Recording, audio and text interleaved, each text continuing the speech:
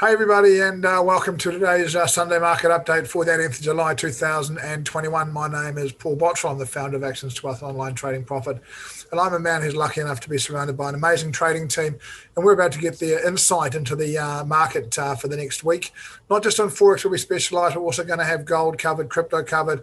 We're going to have a look at the macro market overview. We're going to have a look at fundamentals.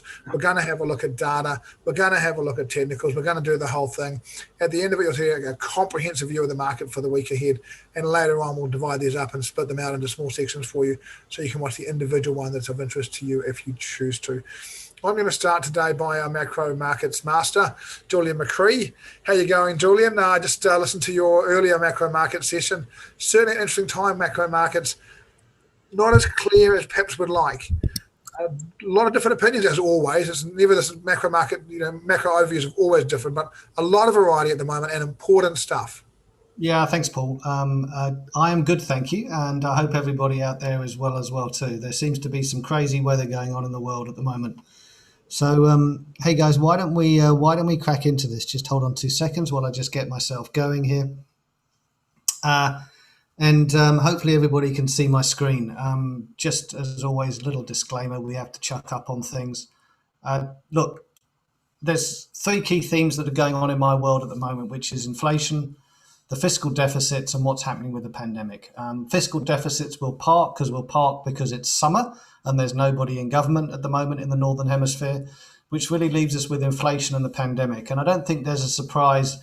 US inflation has come out crazy levels, crazy high levels, highest forever and ever and ever. And we've also seen higher inflation in other jurisdictions as well too, because New Zealand came out with inflation up at about 3.3% this week. Now, my difficulty is I'm a believer in inflation as it stands today. I'm not a believer in anything other than that being a transitory event. I think there's going to be some problems down the road. When you look at what happened with the RBNZ this week, so their response to the inflationary spike was to immediately end QE purchases, which is, to all intents and purposes, a tightening. What you'd expect to have happen is roughly what happened. So the Aussie Kiwi, that chart on the left-hand side, it fell quite a lot. However, quite a lot is by recent standards, not very much. It only actually fell about 1.25 points. So hardly a runaway bear or bull market, depending on which way around on that currency you are. And more importantly, on the right-hand side, we see what it did against the US dollar. And I cannot find anything in there. There's almost nothing happened whatsoever. So no breakaway movements there.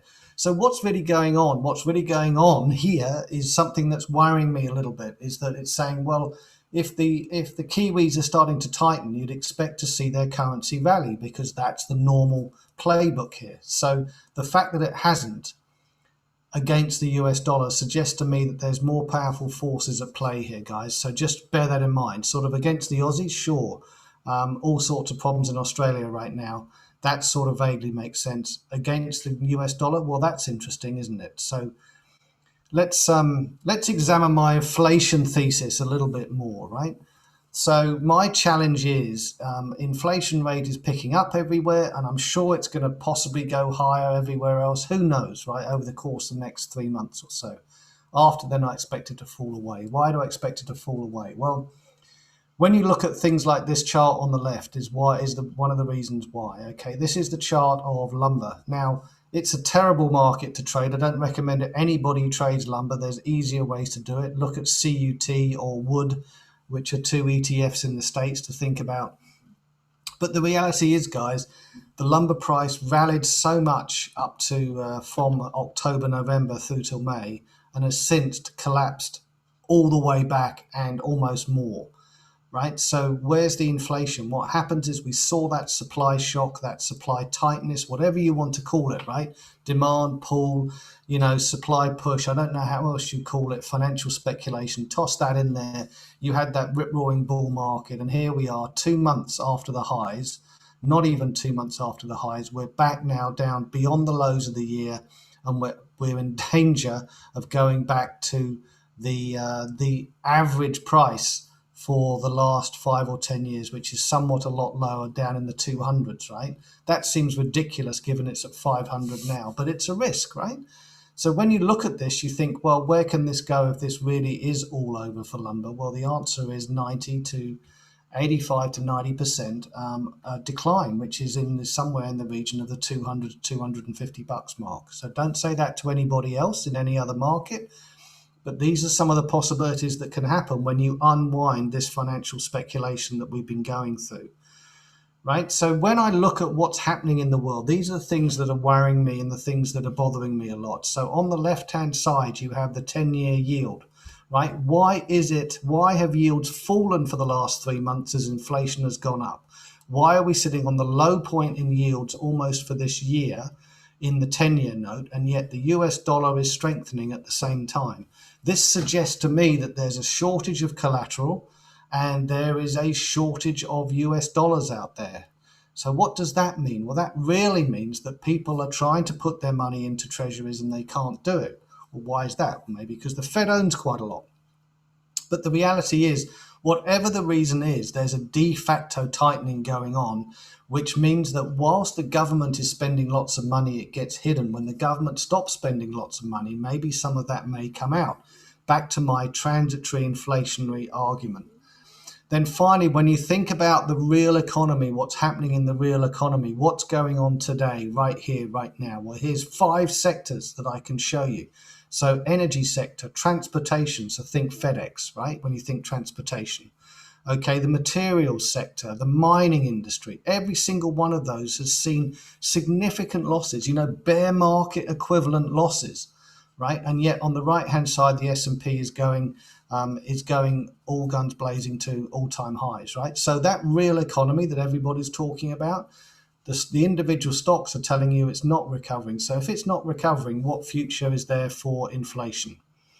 And guys, finally, the last thing I want to focus everybody's attention on is this shift from pandemic to endemic. Maybe Ash can talk a little bit more about Freedom Day, which I think is tomorrow, if I recall, in the UK, and what that's going to mean. What people are doing is they're moving from trying to manage a pandemic to trying to live with an endemic. And I think that's the key thing, right? You're going to start to live with it. So once you get everybody vaccinated or enough people vaccinated, you can afford to live with it. The trouble is, Asia is not vaccinated yet. Asia collectively, outside of China, is in very low vaccination levels, especially Oceania. It's awful here. So then you have another problem where I say if the Delta variant breaks out, as it is doing in Australia, then what's going to happen? Well, what's going to happen is you're going to have a direct hit to the economy. Any length of time, and you can easily construct a underperformance for those currencies, right? So think in Malaysian, think Indonesian, right? Think maybe Singapore dollars, because cases are rising there as well too. So there's plenty of situations in Asia where things aren't as good as they could be at the moment, and where things can go awry. So that's my quick scoot around the world and my sort of thoughts. So guys, if anybody has any questions, then throw me at me. And Lewis has come back with one, which is the US government asset purchase played a big part in the current situation in US dollar 10, I think you mean 10-year yield, or in the US dollar and yield. So look, the short answer to that is, of course it does. If you're buying as many as the Fed is doing every single month, it's going to have an impact. The issue is it going to create inflation, or are they just staving off a deflationary environment? My view is they're staving off a deflationary environment by doing it, which means the minute they start to tighten anything, you have those deflationary forces will kick back in again. So I hope that answers the question. Paul, thank you, mate, and back to you. Cheers, Julian. Certainly going to be interesting to see these.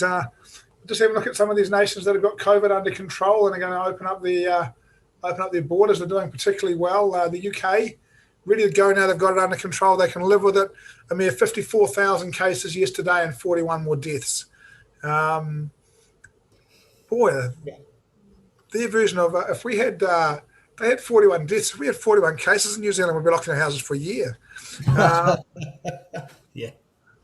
But it is going to be interesting to see what living with COVID looks like for some of these places. Again, the US, heavily vaccinated, life's going back to normal.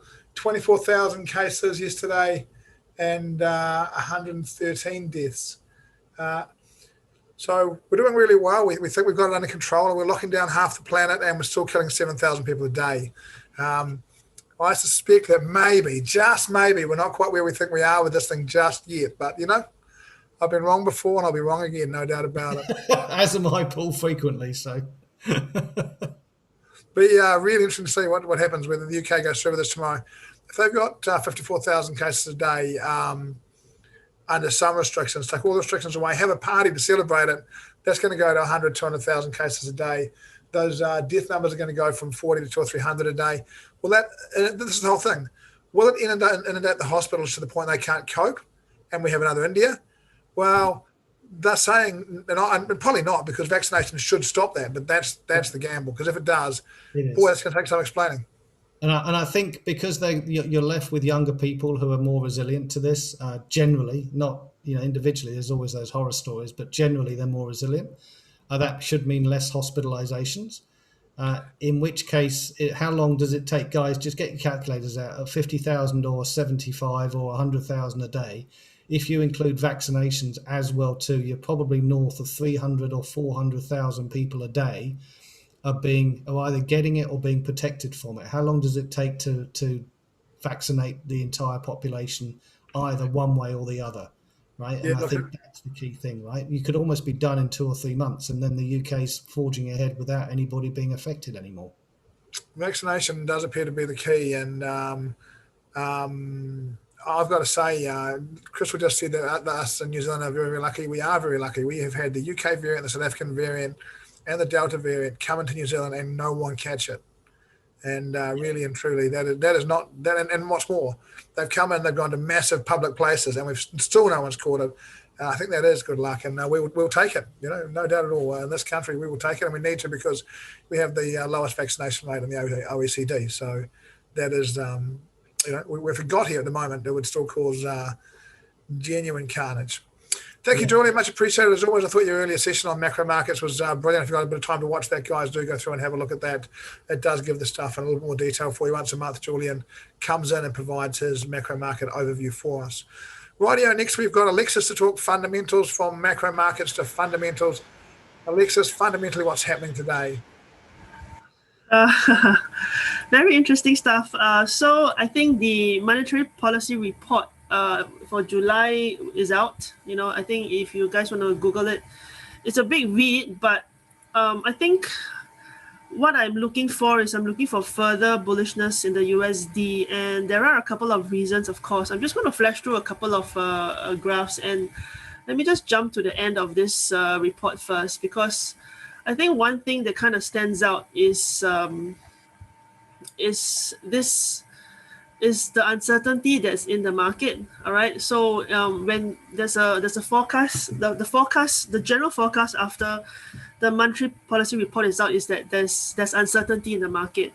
And what that means is because there's a combination of factors where if we are looking at a lot of things like what Julian mentioned, lumber prices, and if we look at diffusion indexes, which is like how the government takes a poll on the expectations of where inflation is going to be, it comes to a very interesting area, because if I'm just going to flash now, these are a couple of the diffusion indexes. So every dot is a bunch of people answering whether or not the expectation of inflation will be high or low. So it's like a high minus low thing.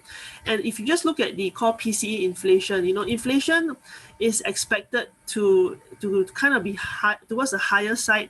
So people are expecting inflation to continue to go up. So it's not just about governments expecting where inflation will be, but it's also about consumers in the US and what they expect of inflation. How this leads to the money flow would be like if you expect prices to go up, right? If you for example, if you are expecting prices to go up, it would mean that you have to buy stuff now. You have to buy stuff quickly before prices get higher, in a very general sort of way. So if inflation is expected to be continuing towards the upside, consumer goods like electricals, or consumer goods like certain more expensive types of consumer durable goods, like if you want to change your washing machine, you better do it now before price goes up, more. If you want to change your fridge, you better do it now before price goes up more. So an expectation of inflation will give, people will be thinking, will prices continue to rise? And if prices continue to rise, then do I need to spend my money now for certain parts of of household needs or household requirements, right? Things that you need to change, things that you need to change out now, things like or even construction needs, like, is this the best time to renovate my house? Should I renovate it now? Things like that. So with all these decisions in the market and a combination of I would say, reading through generally on the monetary policy report, it doesn't seem like the government will be raising interest rates very soon. And the main reason is because I think they don't have the problem of raising interest rates with a high inflation is probably going to be worse for the market.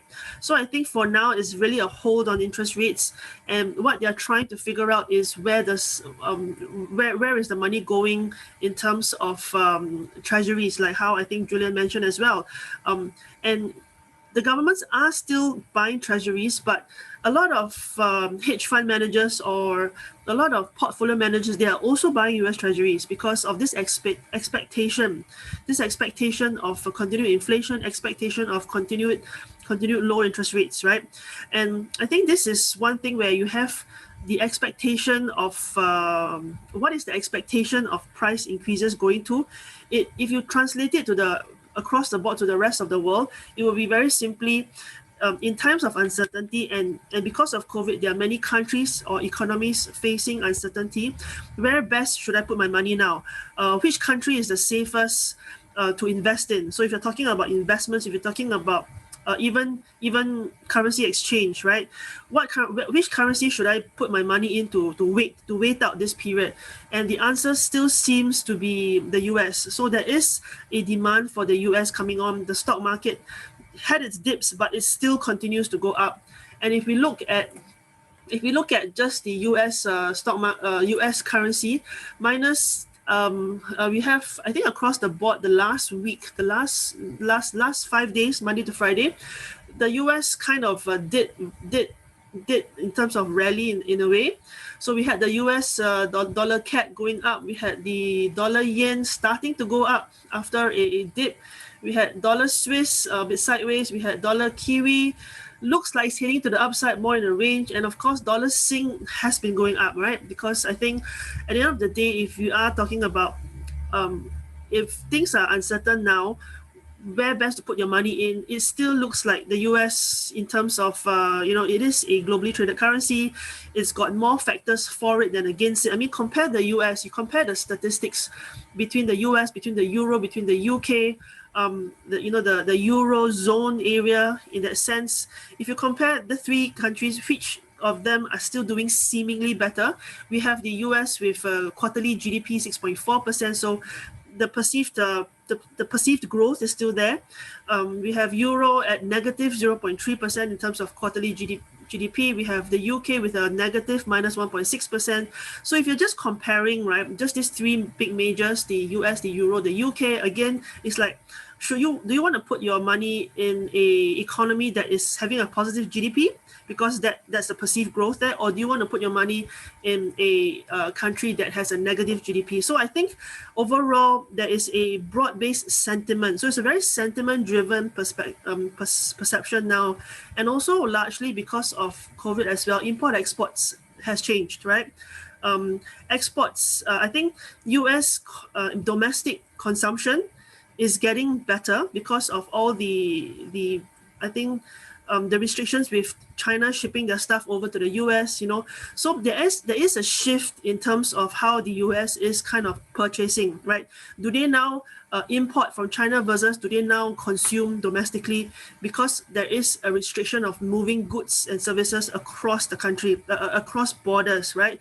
So this is also partly contributing to the internal growth of the US, because I think with all these restrictions, with all this uncertainty around the world, US people, they are consuming internally. So very similar to how China is doing, right? China's GDP is also moving up, and I think the last quarterly GDP, you can see China's quarterly GDP has dipped, which kind of gives us the question: is it because China is unable to get their goods and services across the borders fast enough as well, right? Or what's happening? So I think there is a shift in import and export goods.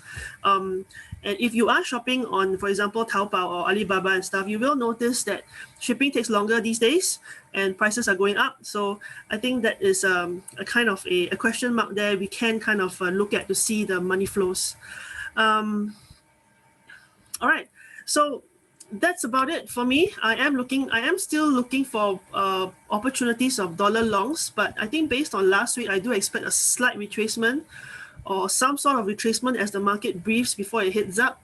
I don't think I can catch the dollar sing unless it comes down a lot more. It's way above what I was looking for. But what I do like to see if we can catch would be, will the dollar yen and the dollar kiwi give us any kind of noticeable shift next week? So I am looking for dollar longs still. And other than that, I think a lot of moves that have happened last week, they are at a consolidation level. I'm still short the Aussie. Not sure when I'll stop being short the Aussie. Sorry, Aussies. But yeah, I'm still short the Aussie for now. And that's about it. That's all I have for me, Paul. Cheers, Alexis. Thank you very much for that. Always interesting to get your view on this stuff. We look forward to seeing you back next week for this. We now go on to the data and financial data for the week. We've had a look at the macro market overview. We've had a look at the fundamentals. What's the data telling us this week, Ash? Well, I mean, firstly, I think it's quite poignant and important to focus back on Julian's piece and just to say to people that the stuff that Julian is discussing is really integral. I mean, we need to get our head around this stuff. So I'd encourage everybody that doesn't quite get it to watch it again. And if you don't get it, watch it again. Write some bits down that just kind of make it a little bit easier to understand, because it's really important that we kind of understand what he's talking about and where the kind of the global situation is.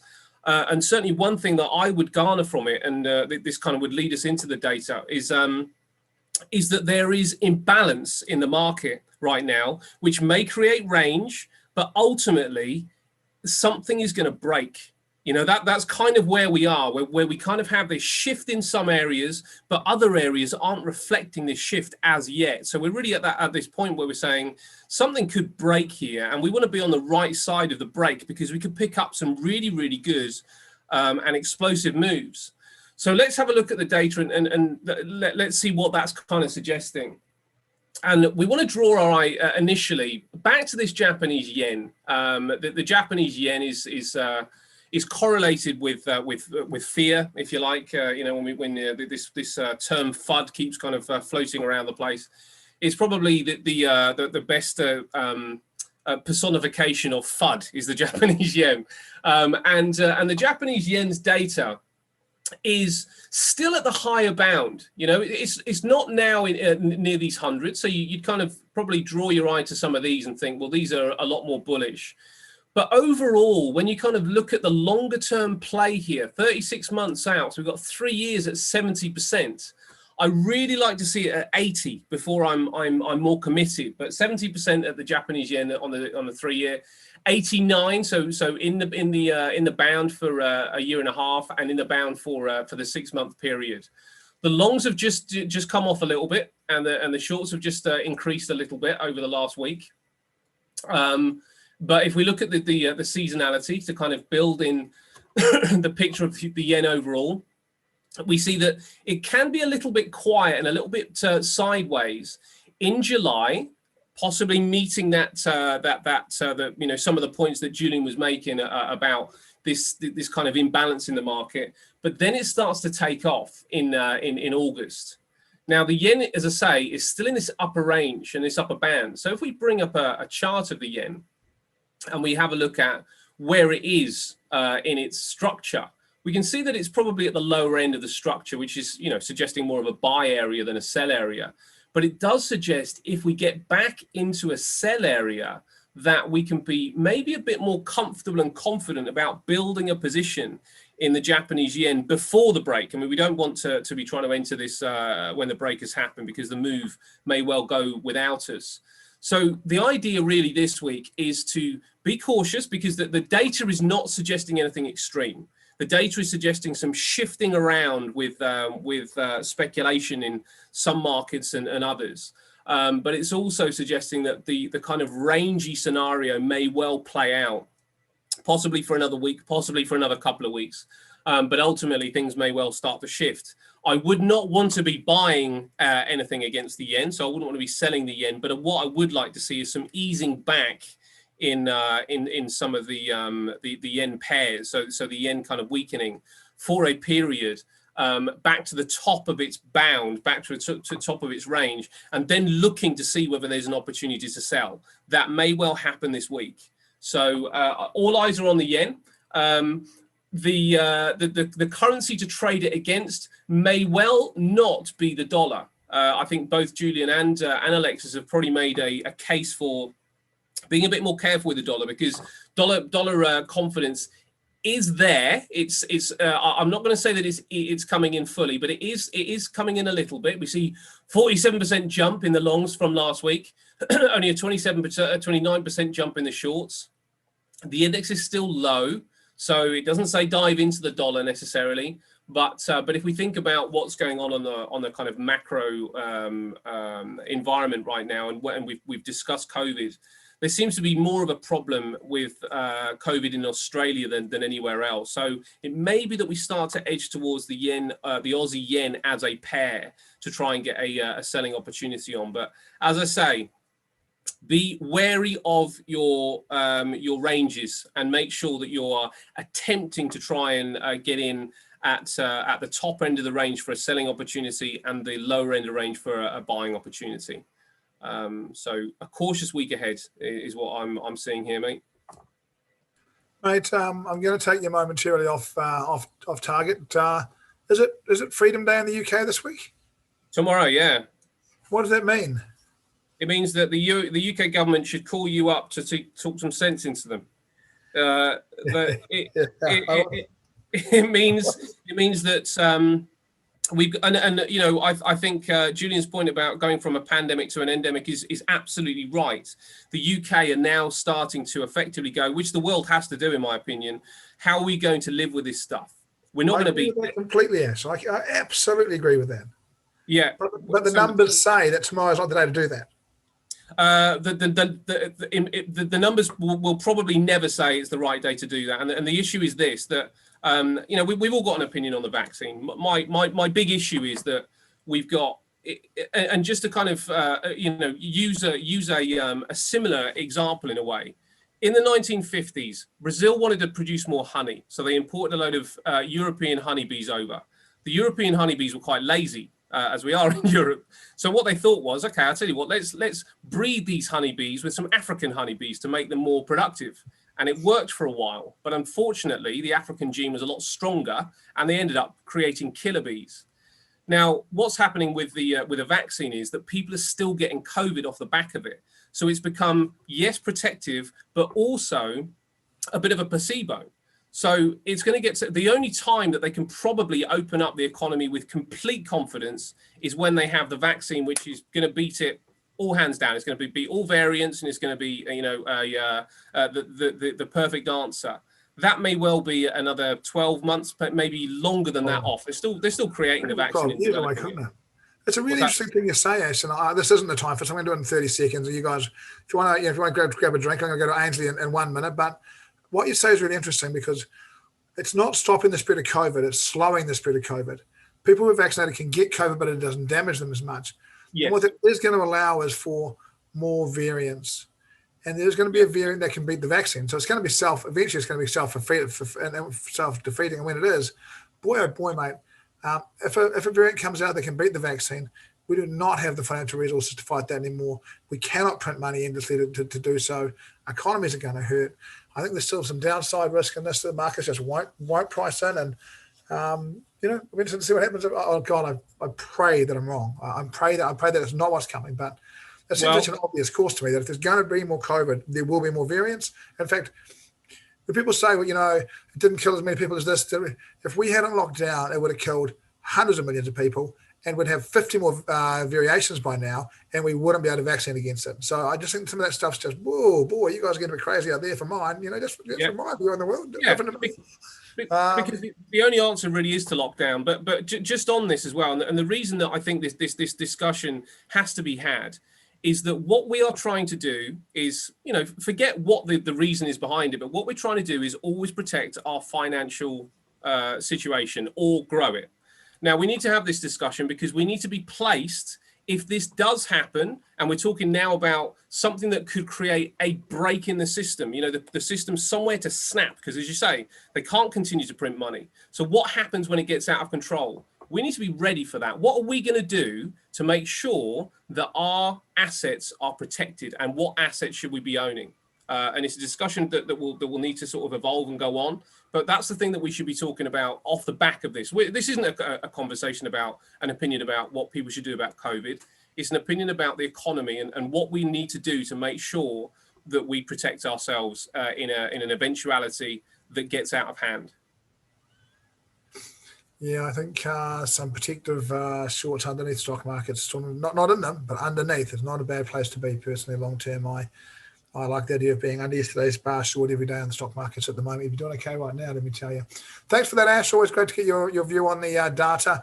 We will watch and see how this week unfolds and have you back next Sunday for a little bit more. In the meantime, guys can catch you Monday. Are you in this week, or is Lloyd in your show this week?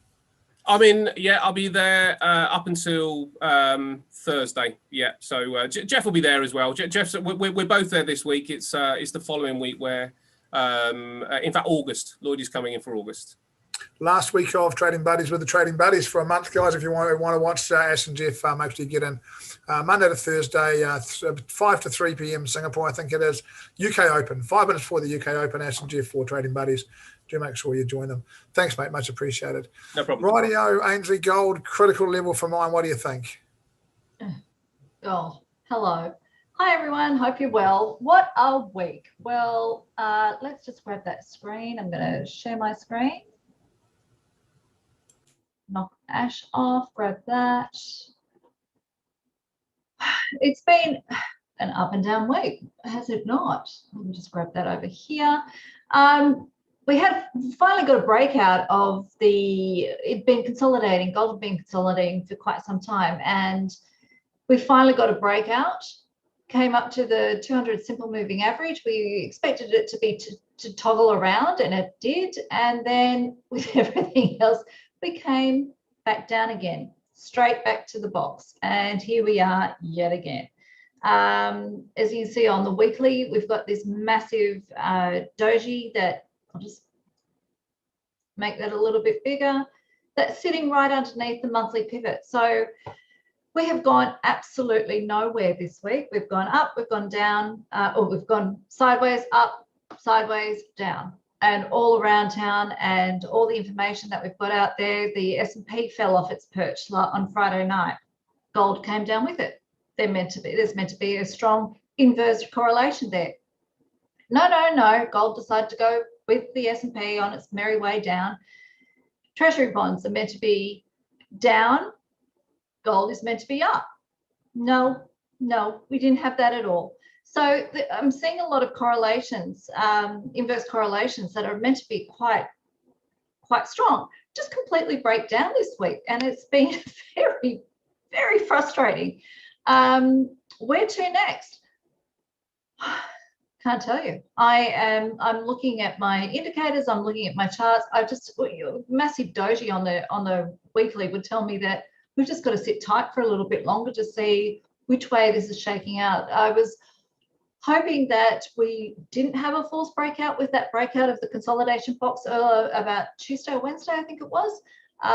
Just over here, I was very keen to make sure that we saw it continue north. I thought finally we're going to get some traction, and we didn't. We just went sideways and unfortunately straight back down here again. So look, all I can say is, Paul, this week we're just going to have to wait and see. It's messy. It's just messy. I don't have a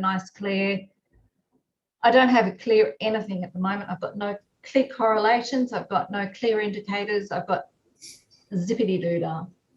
So yeah, daily bar closed on monthly pivot. We've seen a break, a hesitation, a retest of monthly pivot, and I imagine that Monday we'll see direction off that. And we're looking for a higher low here and a move up, but we'll wait and see whether we get that or not. Certainly, typical gold, isn't it?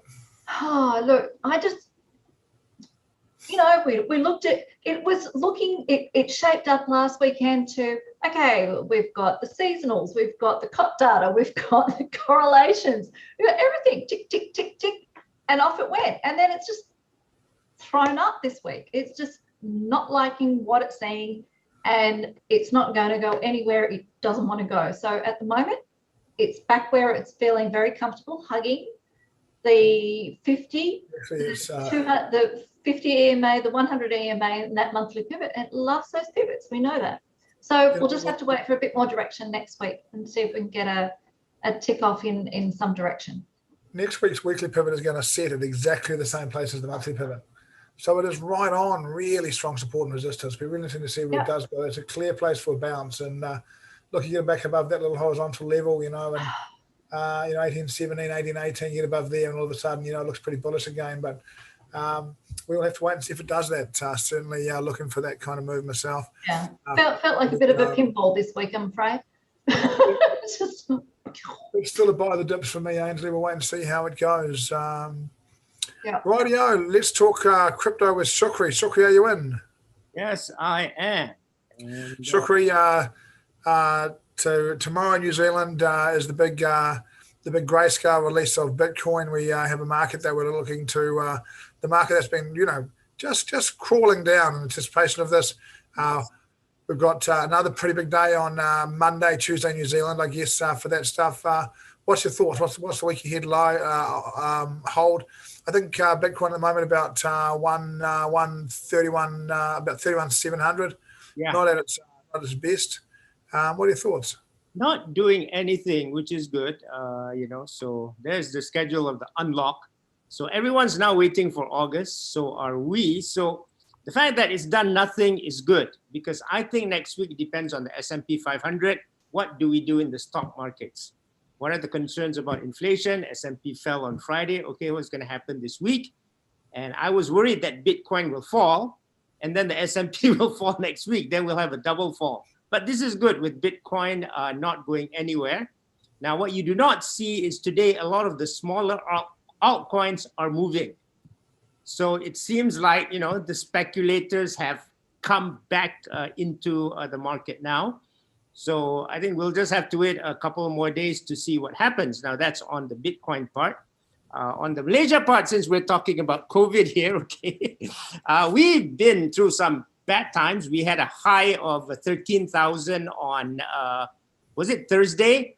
And then we had 12,000 on Friday and Saturday. And when we had 12,000 cases, they relaxed the ruling. So I can do a lot of things starting tomorrow, which is kind of weird. But I think we're following the UK method. We're focusing more on vaccination. So I think that will bring more cheer to the Malaysian people, because people are complaining you can't do anything. There are hungry people, we can't work. So now they're ramping up the vaccination, and the good thing is people are going there, and we have to just learn to live with it. There's no point in counting the number of cases every day. And today it went down to 10,000. So it's still scary out there, but I think that's good. We have to learn to live with it. Now, another thing that's happened that's also related to Bitcoin and blockchain is this. There's something going on here. I'll only know tomorrow. There seems to be a case here, or rather some kind of scandal, that NGOs, non-governmental organizations, are taking donations and are misusing the money. And I think this is where blockchain and cryptocurrencies can play the role. So I'm looking more towards that, people want to do good. But what happens to the money that you donate? There are big question marks here. It's gone totally viral. Everyone's attacking everybody now, because in these bad times, people want to know, hey, if I am sacrificing and giving money to something, I want to see where that money goes. And this goes to this, Paul. How many, the guys who are taking the money, how much percentage are you taking to run the organization? Shukri, cryptocurrency this week, what's going to happen? This week, it's more on the following the S&P 500. So if S&P goes up, crypto goes up, S&P goes down, crypto goes down, and the grayscale release tomorrow is not too big a deal for you at this stage? No, it's not. I think it's going to follow the S&P 500 now. It's just changed now. Waiting to break down, or even if it breaks up, it doesn't. I don't think it does anything. That's why I've drawn this out until mid-August. I don't think we can do anything until mid-August. Cheers, Shukri. Thank you very much. Much appreciated for that. Right, let's talk oil with Ainslie. Let's have Ainslie come back in and talk about oil. Ainslie, the last few months we've been able to say, well, gold's been going sideways, at least oil's been going up, not so much this week, right? Oil looking to be in a bit of a range as well, right? Look, hello, oil. Oh, my goodness. It didn't go well, did it, this week? Look, we thought we saw a bit of a bounce there after the shenanigans with the Russians and the Saudis having a bit of a stoush last week with restriction levels and how that's going to go. Do you know that still isn't resolved yet, by the way, Paul? It's just still, they haven't actually nutted out the production levels, and which is extraordinary. But this is actually played into some of this uncertainty around production levels, and they still haven't nutted down what they were meant to work out 2 weeks ago at the OPEC Plus meeting Thursday 2 weeks ago.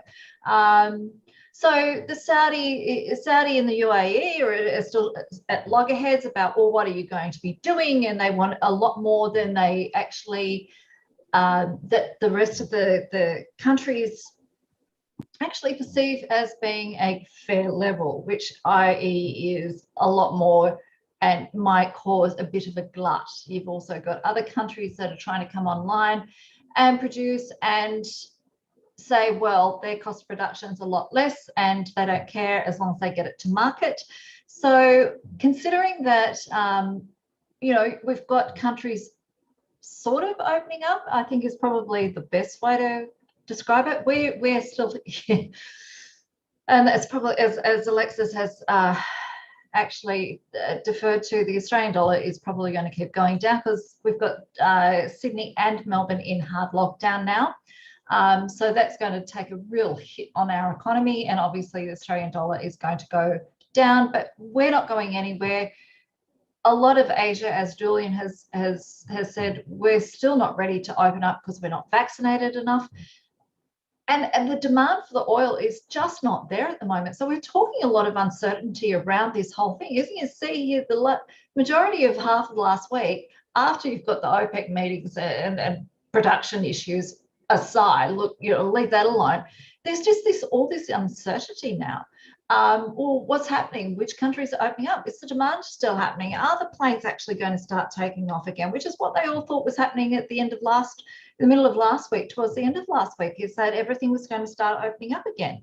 And as Ash referred to it, it's just like, they're going to open tomorrow. The UK is going to learn to live with an endemic rather than be locked down with a pandemic. But how that's going to impact everybody realistically, and a demand for the manufacturing and economies opening, is another story altogether. And we're, again, huge doji after sitting right on the monthly pivot. So I've got to say, for me at the moment, I'm just staring at a lot of turquoise lines and I'm looking for a bit more direction. That's where I'm at the moment, Paul. Very frustrated. Oil and gold just driving me nuts. So please bear with me while I'm in lockdown and I'm homeschooling. I actually might lose it completely. Let's hope it all works out, Ainslie. I'm sure you won't lose it completely. Cheers for that very much. Certainly, we're looking for a bit of direction to come back in some of these markets at the moment. We are in a time where I think we're at some good levels, and we may well see that. Interesting time for oil. We've got a lower high, we're putting a lower low here. That would start to change some sentiment around it for a little while, at least, maybe bear flaggish, really.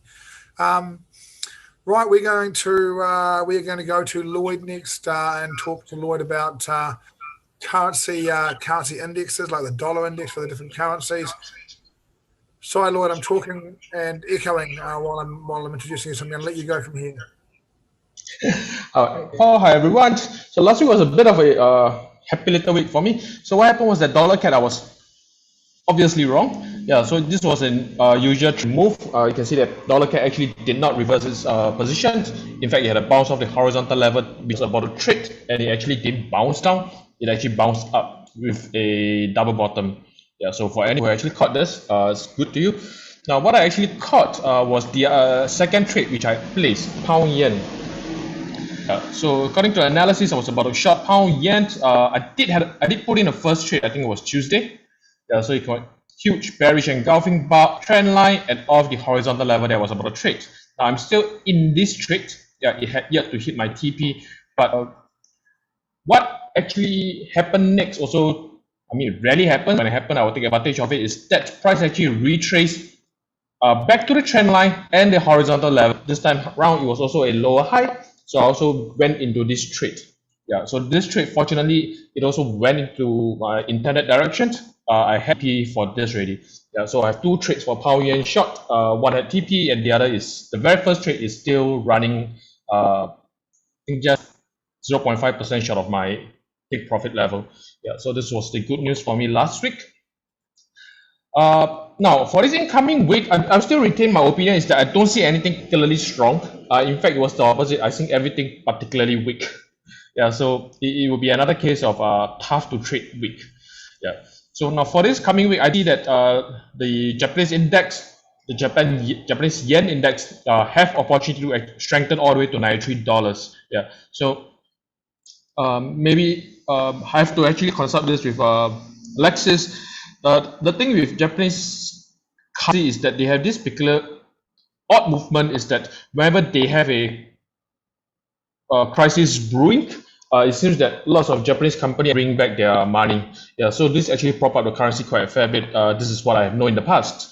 Yeah, it seems like the Olympics might be one of such events, but nevertheless, technicals price has already bounced off $90, and we have some bullishness coming in, and the second bar is a doji bar, so it does indicate that price might strengthen back to $93. Yeah, so this is my pick of the week that JXY is going to strengthen. Other than this, all the other pairs is not showing as much of strength, so I have difficulty trading next week.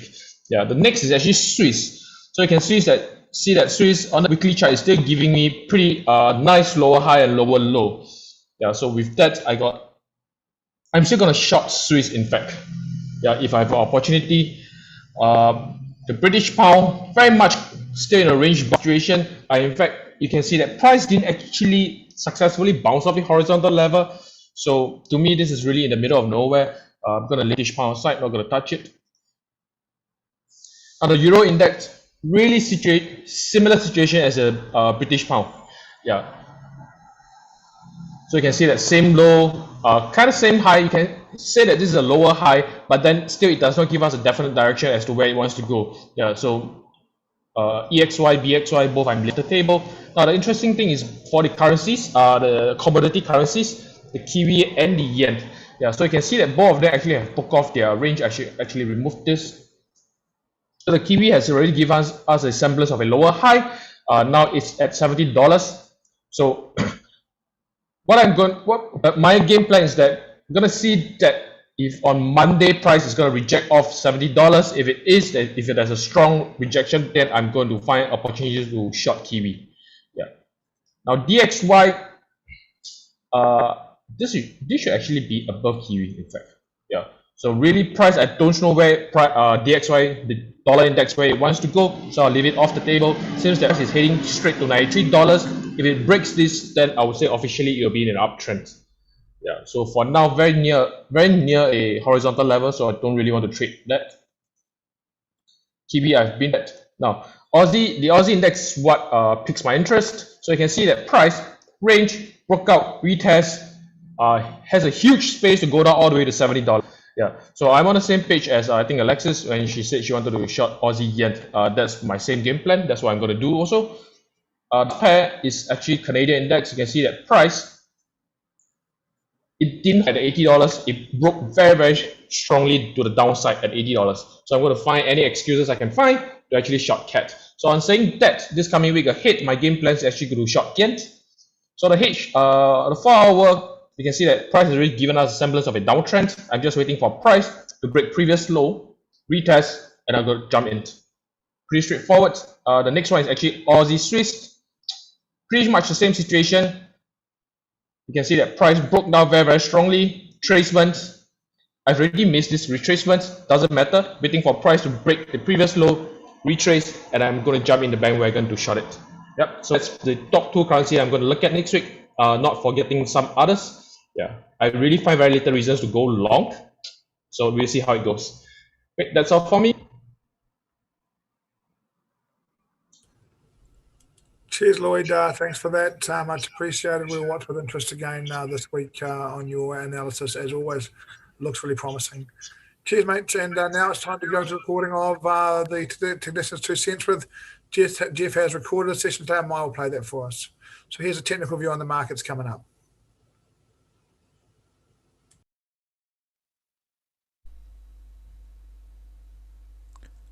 Hello, everyone, and let's start this week's 2 cents worth with Euro Swissy. Now, we've been in Euro Swissy for quite some time, both long here and short here.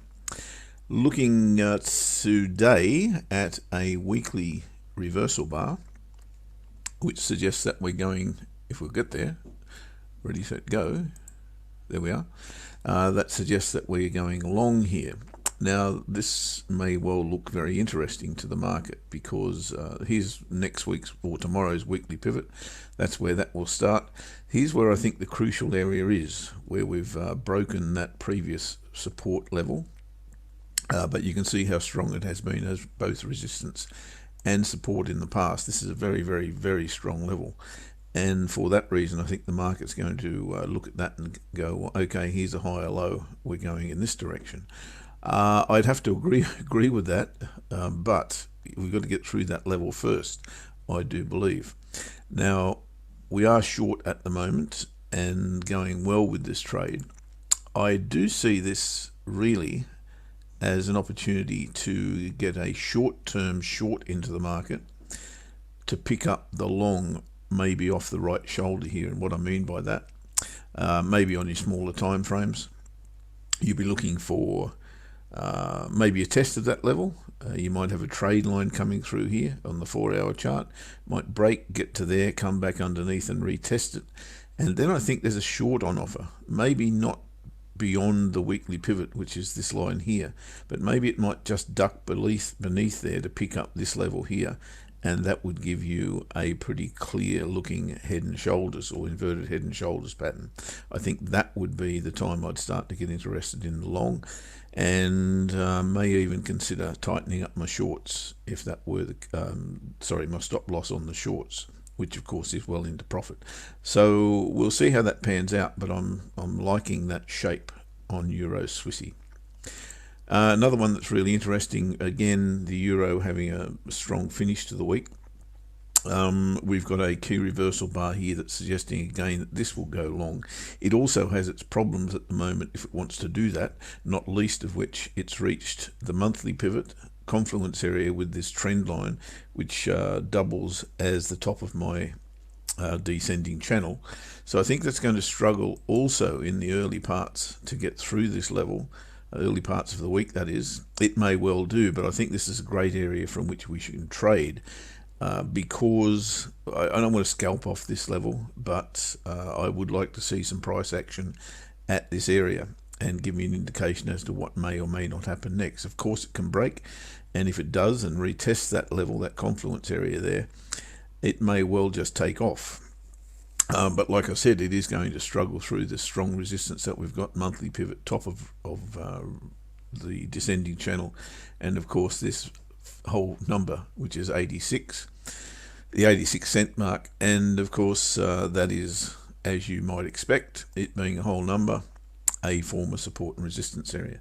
So I'm a little bit wary with this one, but I think again, similar to Euro Swissy, if we can maybe pull back down to here and put in a higher low, maybe pick up that low there, it does look as though this wants to go long. However, that said, if we do get above this trend line, which of course, as I said, doubles as the top of my channel, and comes back underneath it, I think we're back inside that range. We're still in that range. We haven't broken out of it yet. We'd be back inside it. And if we got a retest of the monthly pivot and confluence area with that trend line, I think the shorts come back into play. So I'm not predicting a direction here at all, but what I am saying is pay attention, because anything could happen here, and I think because we're at that strong confluence area, something will happen that may give us a nice trade. So that's Euro Pound. Third and last one that I want to look at this week is Aussie Kiwi. Now I think this is far clearer in terms of which direction than certainly it is Euro Pound. Why? Because, well, if you go to the monthly chart again, this is pretty clear range. Of course, this is one of the classic ranging pairs, Aussie Kiwi. You can just about count on when it gets to 110, it's going to go back towards parity and never seems to reach it or break below it. So once again, we find ourselves in that area. I'm looking for a lower high.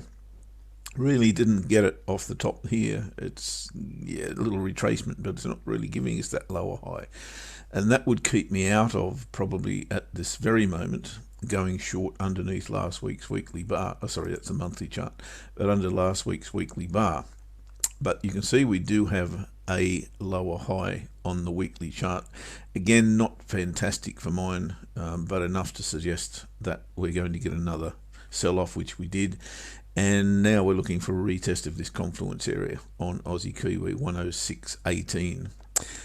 Look, that's a dominant break, no question. There is a support level dead ahead, so I would much prefer to see this come back and test that broken trend line / trade line, and of course the confluence of what is the current, well, it'll be next week's or tomorrow's weekly pivot. That's where it'll be. That's going to look sensational if it gets back to there, and I'll be looking to trade that maybe on the smaller time frames, but if it gets back there by the end of the week, certainly this time next week, I'll be looking to trade it. But I also think on the smaller time frames, as I said, if we can come back to here, maybe put in another lower high, maybe pick up a trade line on a smaller time frame on Tuesday or Wednesday, maybe even tomorrow, who knows, then I would be looking to trade this short with the suggestion that we're going to the bottom of the range around about that 103 area, or certainly down to this 104 area. So that is Aussie Kiwi, and that really sums up the week for me, or certainly what I'll be looking for. I think Swissy Yen's very interesting as well. Big sell-off bar there. We've been inside that bar ever since, and last week's candle suggests to me it's certainly the first real response from the sellers, apart from, of course, the low test bars. That suggests the close on this low is going to produce something, maybe a retest of those lows. So that's interesting as well. But I think the pick of them for me is Aussie Kiwi, and I'll be looking to pick up a short on that at some stage during the week. So that for now is my 2 cents worth. Cheers, everybody. Thanks for joining us for market analysis today. Another interesting market. It does seem to me at the moment that we keep getting to key levels and the market's seeming to drift rather than trend. We'll watch and see if it gets clearer over the next few weeks. I'm on record as saying I think as interest rates change and money printing changes, we will see long-term trends come into the currency markets and provide us some really good opportunities. So we'll be into those. We'll be breaking the session up. For those that want it, we'll be breaking the session up and publishing it in session by session into YouTube, so you can watch it session by session. I think they're also putting timers on this now, so you can watch the parts that you want to watch. As Ash said, have a look at the macro markets update from Julian earlier in the night. I'd watch that a couple of times if I was you and try and get that stuff really clear. I think this will give you a great head start in your trading for the week. In the meantime, stay calm and make good decisions. It will work itself out over time. It always does. Cheers, everyone. Have a great trading week. Take care.